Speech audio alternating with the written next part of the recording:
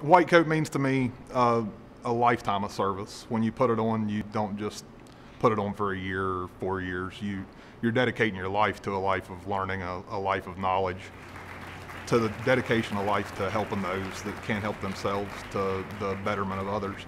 So med school, it's a big challenge. It's an everyday, all day, rest of your life challenge, but for 4 years, it's just you and the books. I'm not your typical undergrad student that come here with a bachelor's degree. I've done my prerequisites, come from a coal mine where I worked for 6 years, and it's definitely a bigger challenge for me than most, I think. The future for me after med school, hopefully an ER physician in a more critical access West Virginia hospital. I want to come back home. I want to stay home, be a service to the people here. I love the woods and the mountains and the streams and plan on staying there and retiring there. Well, white coat ceremony to me means that I am embarking on the beginning of a very wonderful journey, and that it is the very first step in my process of becoming a doctor.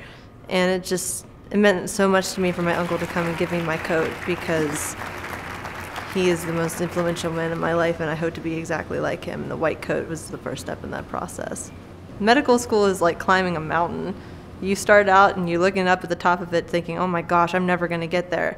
All the challenges include stuff like being able to find enough time to study, cram 12 hours of studying into one day in order to make time for that test that has 20 credit hours on it that was worth 20 points and maybe 5% of your grades. So you end up just trying to, like they say, drink water out of a fire hose, trying to get to the top of that mountain and just not looking back as long as you are trying to trek up that side.